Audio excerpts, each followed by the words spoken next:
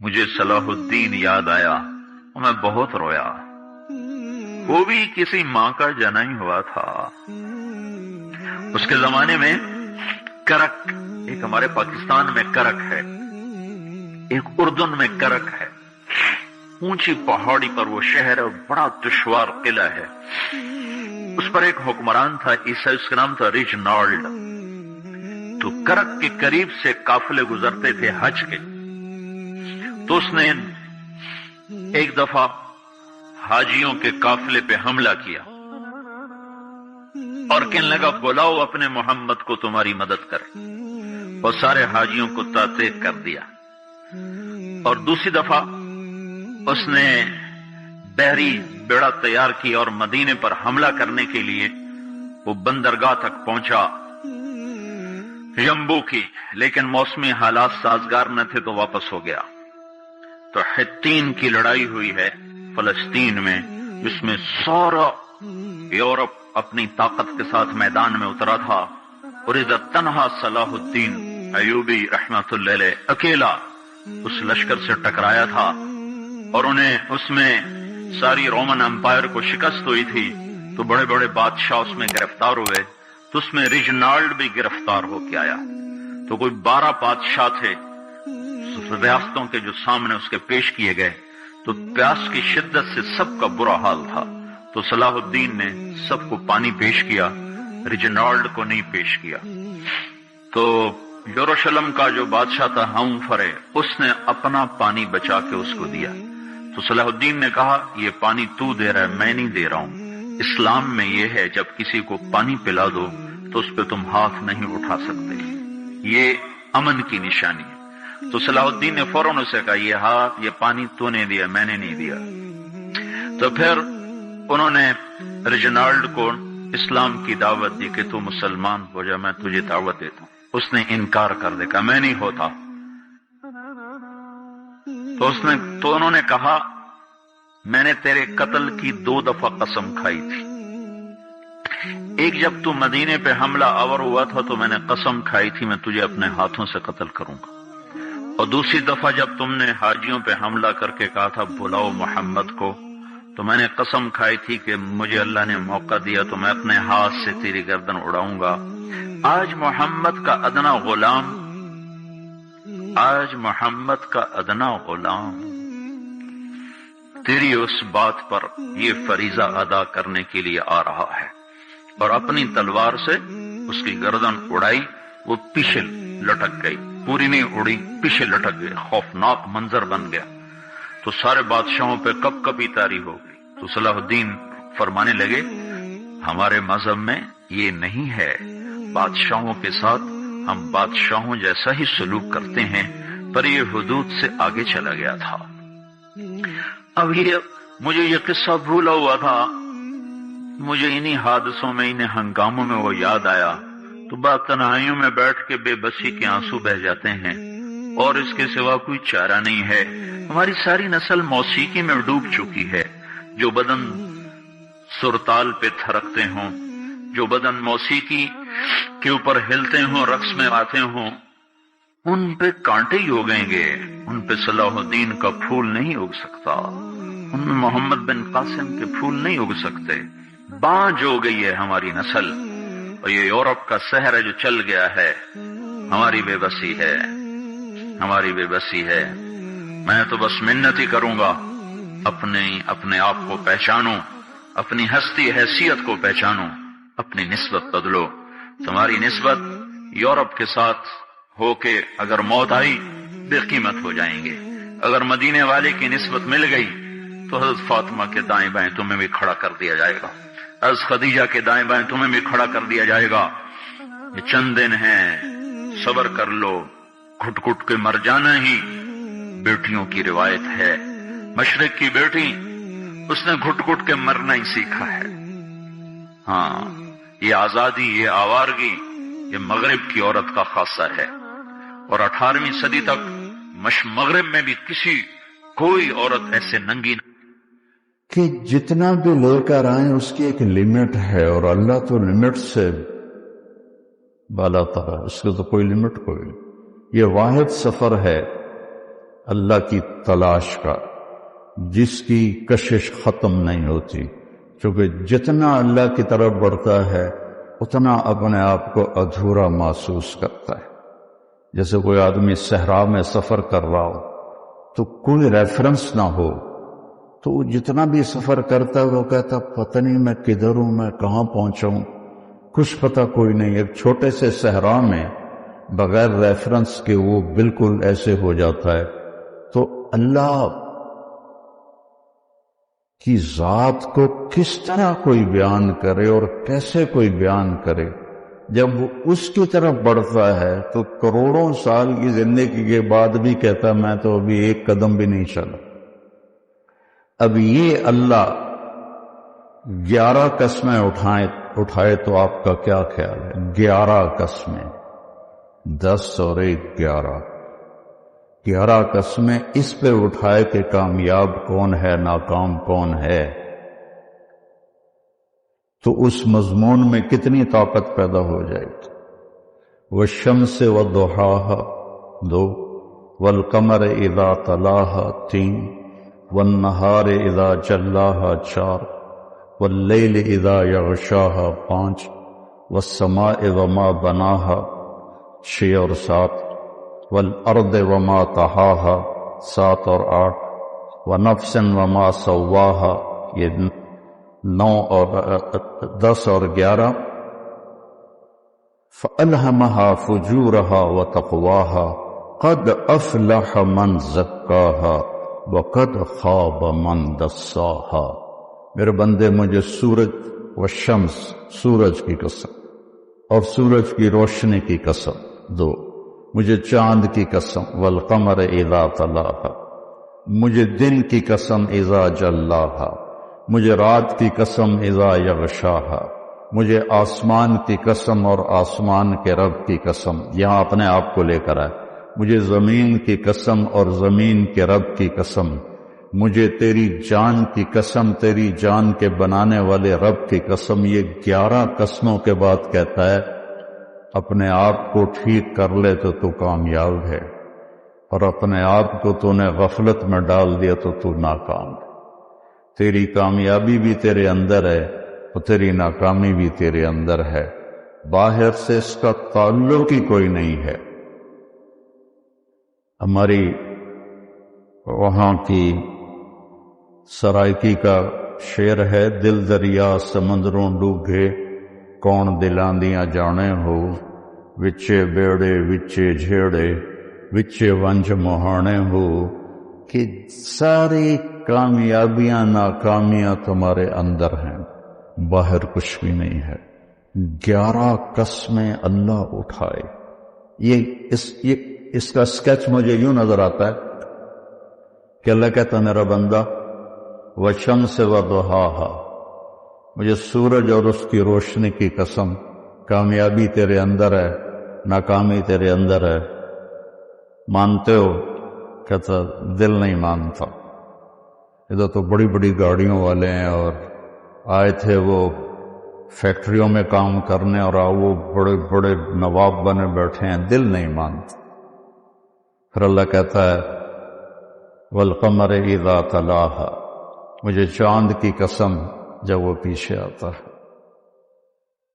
کامیابی تیرے اندر ہے، ناکامی تیرے اندر ہے، سمجھ میں آئی یہ بات؟ کہتا نہیں آئی۔ تو پھر اللہ قسم اٹھاتا ہے واللیل اذا یغشاها، مجھے رات کی قسم جو چھا جاتی ہے، کامیابی تیرے اندر ہے، ناکامی تیرے اندر ہے، اب مانتے ہو کہ نہیں مانتے؟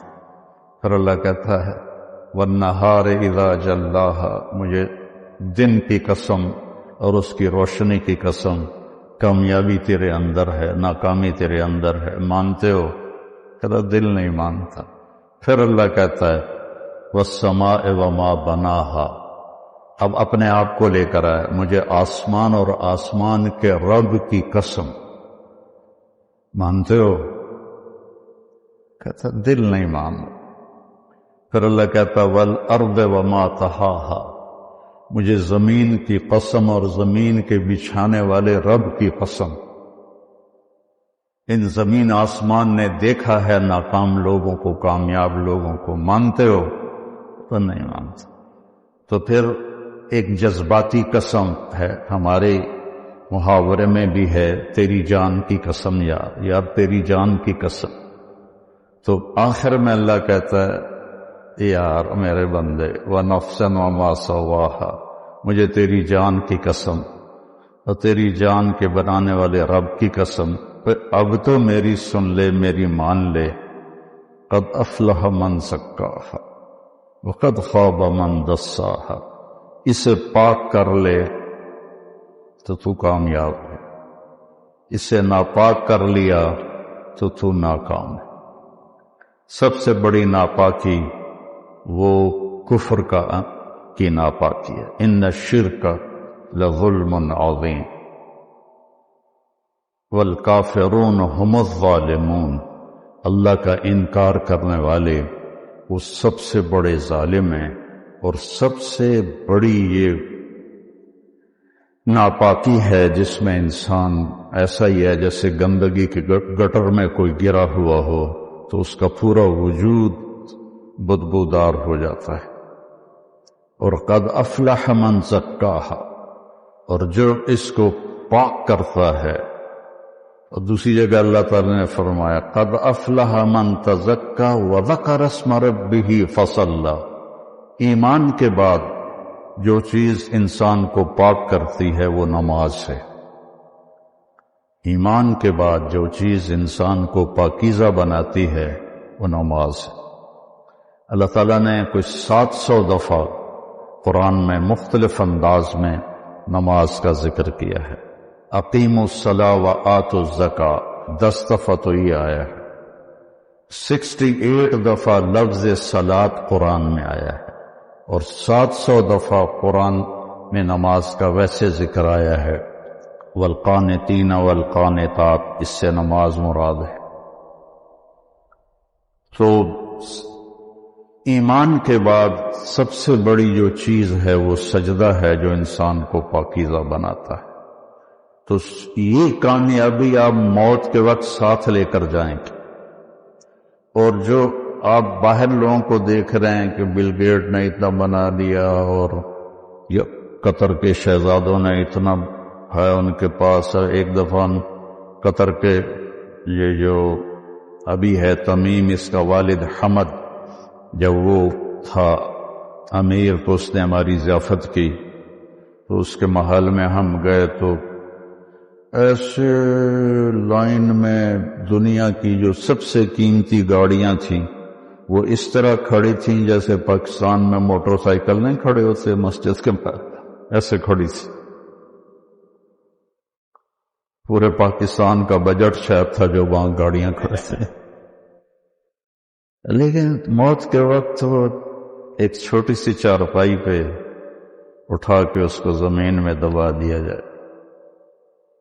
ایک دفعہ ہماری جماعت گئی ایک گاؤں میں، تو مسجد تھی چھوٹی، تو اس کے ایک کونے میں وہ جنازے والی چارپائی پڑی تھی۔ تو ایک ساتھی کو لازمی اس پہ سونا تھا چونکہ جگہ تنگ تھی، اور سردیوں کے دن تھے، یہ بھی نہیں باہر سو جائیں، تو کوئی بھی نہیں سو رہا۔ تو میں نے کہا میں سوتا ہوں۔ میں نے بڑی دلیری دکھائی، میں سو گیا، مجھے ساری رات نیند نہیں آئی۔ میں کہا ہونے آیا اسرائیل، ہونے آیا اسرائیل۔ ساری رات میں جاگتا رہا، یہ نیند نہیں ہے۔ لیکن جس نے اپنے من کو پاکیزہ کر لیا ہے وہ تو سب کچھ اپنے ساتھ لے کے جائے گا نا، کوئی چیز اس کے پیچھے نہیں رہے، سب کچھ اس کے ساتھ جائے گا۔ تو جس نے اس جہان کو بنایا اور اپنی ذات سے غافل رہا تو اس کو تو مرتے ہوئے حسرت کے سوا کچھ بھی نہیں ہوگا۔ تو میرے اللہ نے مردوں اور عورتوں کے لیے ایک ہی پیمانہ بنایا ہے کامیابی کا، مالدار کے لیے، غریب کے لیے، امیر کے لیے، کہ اس سر سے لے کر پاؤں تک اپنے وجود کو اللہ کی مرضی میں ڈھال۔ وہ چند چیزیں ہیں، 5 نمازیں ہیں، اس میں غفلت نہ ہو۔ کبھی قضا ہو جائے تو سونے سے پہلے پڑھ لے۔ سال کے بعد روزے آتے ہیں جو ہماری پورے باڈی کی اوور آلنگ کر دیتے ہیں، اور اس کے بعد پھر نوافل ہیں، وہ اللہ نے آپ سے مانگے نہیں۔ ٹوٹل جو اللہ نے ہم سے حساب لینا ہے وہ 17 رکعات ہیں، جو فرض کی 17 رکعات ہیں، 2 فجر کے، 4 ظہر کے، 4 عصر کے، 3 مغرب کے اور 4 عشاء کے۔ ان 17 رکعات کا حساب ہے۔ باقی ہے اضافہ، کہ جب کسی کی نماز قیامت کے دن تھوڑی ہو جائے گی تو اللہ فرمائے گا دیکھو نفل ہیں، تو وہ نفل ہوں گے تو اس سے وہ کمی اس کی وہ پوری کر دی جائے گی۔ اس لیے میرے نبی نے 12 نوافل مستقل ساری زندگی پڑھے، سفر کے علاوہ گھر پر، جن کو ہم سنت موقدہ کہتے، اور ایک آپ نے اشراق کے 2 نفل ساری زندگی پڑھے، اور ایک تہجد آپ نے ساری زندگی پڑھی، اور 11 رکعت۔ اپنی امت پہ مشقت کو نہیں ڈالا، 11 رکعت۔ عبادت کی کثرت مطلوب نہیں ہے، اچھے اخلاق اور لوگوں کی خدمت و محبت اور ان کے لیے خیر خواہی یہ مطلوب ہے۔ آپ مسجد میں بیٹھے تھے تو آپ نے فرمایا اس دروازے سے ایک جنتی آنے والا ہے، تو ایک انصاری صحابی مدینے والے، وہ اتنے نامعلوم ہے کہ ان کا نام کسی حدیث میں نہیں آیا، ان کے ہاتھ میں جوتا تھا اور داڑھی میں وضو کا پانی تھا، وہ آ کے بیٹھ گئے، کسی نے بتایا بھی نہیں بھی تیرے بارے میں اللہ کے نبی نے یہ کہا۔ اگلے دن آپ اسی مجلس میں تھے تو آپ نے فرمایا اس دروازے سے ایک جنتی آ رہا ہے، تو وہی صحابی جو کل آئے تھے اور اسی شکل میں، جوتا ہاتھ میں، داڑھی کا وضو کے پانی سے وہ پانی، وہ آ کے بیٹھ گئے۔ تیسرے دن آپ نے فرمایا اس دروازے سے ایک جنتی آ رہا، پھر وہی صحابی۔ تو اس مجلس میں ایک صحابی ہیں جو 3 دن سے بیٹھ رہے تھے، ان کا نام ہے عبداللہ بن عمر۔ تو جتنے صحابہ میرے نبی کے تھے، 1.5 لاکھ یا 2 لاکھ، کوئی کسی نے گنے تو ہے نہیں، اندازہ ہی ہے، ان تمام صحابہ میں یہ سب سے زیادہ عبادت کرنے والے تھے، ان سے زیادہ کوئی عبادت والا نہیں تھا۔ ساری رات تہجد پڑھتے تھے، سارا دن روزہ رکھتے تھے، اور 24 گھنٹے میں ایک قرآن ختم کرتے تھے۔ یہ کسی میں طاقت نہیں تھی۔ ان کے باپ نے شادی کی تو بیگم سے کہنے لگے میں 2 نفل پڑھ لوں، اور نماز کی نیت باندھی، اور چل سو چل، چل سو چل، چل سو چل، کئی گھنٹے گزر گئے تو اس کی بیگم نے کہا اس کو تو لگتا ہے میرا خیال ہی کوئی نہیں۔ اس نے بھی وضو کیا اور اس نے بھی پیچھے نماز کی نیت باندھ لی۔ تو جب صبح فجر کے بعد باپ نے پوچھا عمرو بن عاص رضی اللہ عنہ، بیٹا رات کیسے گزری؟ کہا جی الحمدللہ نفلوں میں گزری، کو تیرا ستیہ ناس ہو، میں نے تیری شادی اس لیے کی تھی کہ تیری رات نفلوں میں گزرے۔ جا کے اللہ کے نبی کو شکایت کی انہوں نے کہ اس کا یہ حال ہے۔ تو وہ اس لیول کی ان کی عبادت تھی۔ تو ان کو خیال آیا یہ مجھ سے زیادہ عبادت کرتا ہے، 24 گھنٹے تو سارے میں نے فل کیے ہوئے ہیں، تو اس کے 25 گھنٹے تو میں دیکھوں گا وہ کیا کرتا ہے۔ تو اگلے دن وہ ان کے پاس چلے اور کہنے لگے چچا جان میرے ابا مجھ سے ناراض ہیں، تو میں 2-3 دن آپ کے پاس گزار لوں؟ ان کا بیٹا بالکل ضرور آ جاؤ۔ تو وہ اب عشاء کے بعد وہ جلدی سے انہوں نے چادر اوپر لی اور اس میں تھوڑا یوں سوراخ بنا کے نا ان کو دیکھنے لگے کہ اب یہ کیا کرشمہ کرتے ہیں۔ وہ ساری رات کا لمبا سجدہ کریں گے یا ساری رات کا رکوع کریں گے یا ساری رات روتے رہیں گے، کیا کریں گے؟ تو ایسے دیکھ رہے. وہ آئے اور سونے کی دعا ہے رات کی، اللہم بسمک اموت و احیا. انہوں نے دعا پڑھی اور تھوڑی دیر بعد ان کے خراٹے شروع ہو. اب یہ انتظار کر رہے کہ ابھی اٹھیں گے، ابھی اٹھیں گے، ابھی اٹھیں گے، حتیٰ کہ فجر کی اذان ہوئی اور یہ انتظار انتظار انتظار، اور وہ اذان پہ اٹھے. تب یہ حیران پریشان ہو گئے کہ یہ چاچے نے تو 2 نفل تہجد بھی نہیں پڑھے، تو جنت کی بشارت کہاں سے مل گئی؟ اب اللہ کے نبی کی بات بھی غلط نہیں ہو سکتی. اور آگے چاچا جی کا بھی عمل کوئی نظر نہیں آ رہا، ساری رات سوتا پیا. تو ان کا اچھا ایک رات اور دیکھوں گا. اگلی رات عشاء کے بعد انہوں نے وہی کام کیا، چادر اوپر لی اور ایسے کر کے بیچارے کتنے تھکے ہوں گے، یوں کر کے دیکھ رہے. وہ آئے اللہم بسمک اموت و احیا اور او گئے. وہ ساری رات سونے میں گزار تھی. فجر کی نماز اذان پہ اٹھے. اب ان کی حیرت اور بڑھ گئی کہ اس زمانے میں تو منافق تہجد نہیں چھوڑتے تھے، تو ان کو تو جنت کی بشارت ملی پڑی ہے، یہ تہجد بھی نہیں پڑی اور جنت کی بشارت. اچھا ایک رات اور دیکھوں گا. پھر تیسری رات وہی تماشا انہوں نے کیا، انہوں نے بھی وہی تماشا کیا، سیم. انہوں نے اپنی سونے میں رات گزاری، یہ ان کو چیک کرنے میں لگے رہے. آخر سے اذان پر وہ اٹھے تو یہ بول پڑے، کہنے لگے چاچا سچی بات یہ ہے میری کوئی اپنے ابا سے لڑائی نہیں تھی. میں نے 3 دن تیرے بارے میں مسلسل سنا کہ ایک جنتی آ رہا ہے، ایک جنتی آ رہا ہے، ایک جنتی آ رہا. اللہ کے نبی نے تیرے بارے میں فرمایا. تو میں دیکھنے آیا تھا کہ آپ کیا کرتے ہیں.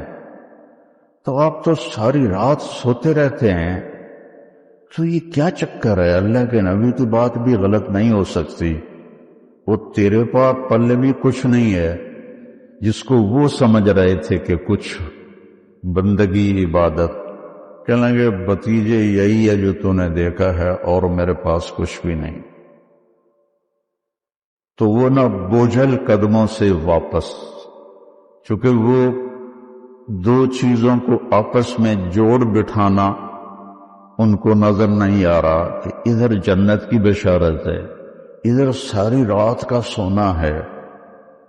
جب میں نے پہلے بتایا کہ اس زمانے میں تو منافق تہجد نہیں چھوڑتے تھے کہ پتہ نہ چل جائے، تو یہ ساری رات سو کے یہ کیسے جنت کیسے مل؟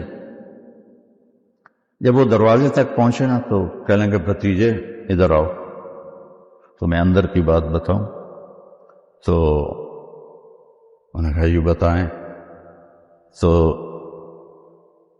کہنے لگے یہ جو دل ہے نا اس میں کسی کی نفرت کوئی نہیں، اس دل میں کسی کی نفرت کوئی نہیں، اور مجھے کسی سے حسد کوئی نہیں ہے.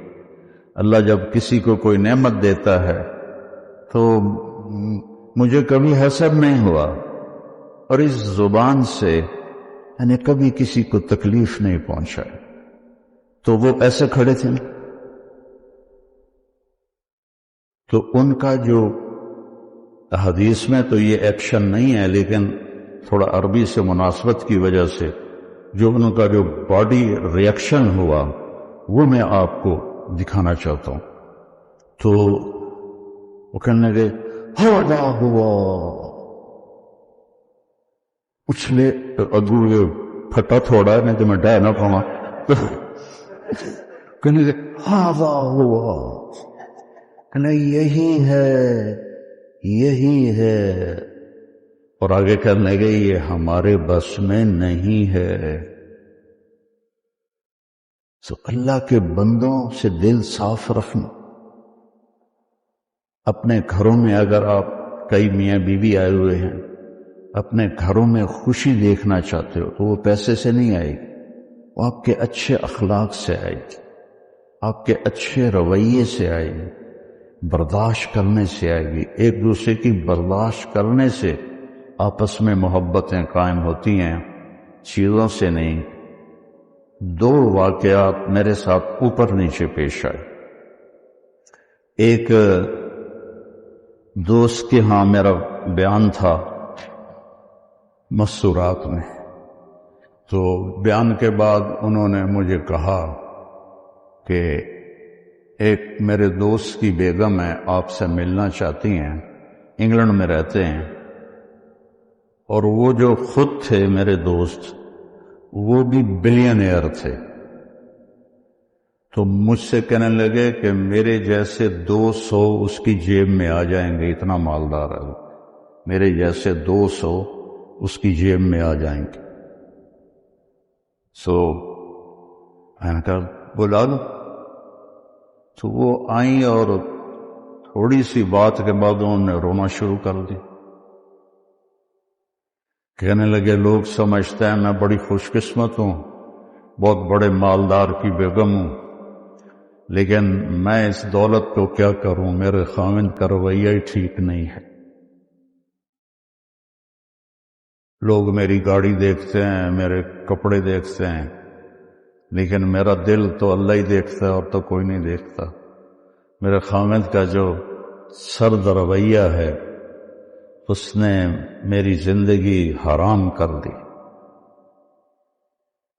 چند دن کے بعد میں کراچی جا رہا تھا، تو مجھے دیکھ کر ایک نوجوان میرے پاس آ گیا، کہنے لگا مولانا آپ سے ایک بات کروں کہ اللہ نے مجھے سب کچھ دیا، دولت بھی ہے، عزت بھی ہے، سب کچھ ہے، لیکن میں اپنی بیوی سے اتنا تنگ ہوں، اگر میرے بچے نہ ہوتے تو میں اس کو طلاق دے دیتا۔ اس کی زبان 30 فٹ لمبی ہے۔ میں کہ رکھ دی کتھے 3 فٹ جڑے تو اس کی زبان 30 فٹ لمبی ہے۔ تو یہ دو تصویر کے رخ ہیں، ایک خامند کی بد اخلاقی سے عورت رو رہی ہے، اور ایک جگہ عورت کی بد اخلاقی سے خامند رو رہا، اور وہ کہہ رہا ہے بچے نہ ہوتے تو میں طلاق دے دیتا۔ تو اپنے گھروں میں اگر آپ خوشی دیکھنا چاہتے ہیں تو اپنی زبان کا بول میٹھا کریں اور ایک دوسرے کی برداشت کرنا سیکھ۔ میرے نبی کا فرمان ہے سب سے بہترین گھونٹ اور سب سے میٹھا گھونٹ جو انسان پیتا ہے وہ غصے کا گھونٹ ہے جس کو وہ پی لیتا۔ اچھا، غصے کو پینے سے کیوں تشبیہ دی؟ برداشت کرنا نہیں کہا، پینے سے، کہ عرب میں پانی کوئی نہیں، اور پانی کے پیچھے 3 دن کا سفر کر کے وہ مشکیزوں میں پانی بھر کے لاتے ہیں، تو پانی کی حفاظت وہ اپنی جان سے بھی زیادہ کرتے ہیں، تو ایک گھونٹ کے لیے بھی وہ ترستے ہیں۔ تو میرے نبی نے تشبیہ دی غصے کے برداشت کرنے کو پانی سے، کیونکہ پانی کا گھونٹ اگر مل جائے تو زندگی بچے گی نہ بچے گی، کہ غصے کو پی جاؤ تو تمہاری گھر کی ساری زندگی خوبصورت ہو جائے گی، بچ جائے گی۔ اور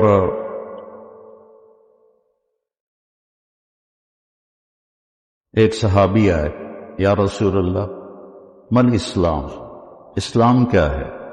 آپ نے فرمایا اچھے اخلاق۔ وہ دیہاتی تھا، یہاں سے اٹھا اور ادھر آ کے بیٹھ گیا، یا رسول اللہ مت دین، دین کیا ہے؟ آپ نے کہا اچھے اخلاق۔ وہ ادھر سے اٹھا اور ادھر آ کے بیٹھ گیا، یا رسول اللہ دین کیا ہے؟ آپ نے کہا اچھے اخلاق۔ وہ ادھر سے اٹھ کے پیچھے جا بیٹھا، یا رسول اللہ دین کیا ہے؟ اور ہمارے نبی کی عادت تھی جب آپ کو کوئی متوجہ کرتا تھا تو آپ ایسے نہیں ہوتے، مثلا ادھر یہ عبدالوہاب بیٹھا ہوا ہے، یہ مجھے کہے مولانا تو میں اتنا ہی کروں گا جی، لیکن ہمارے نبی کی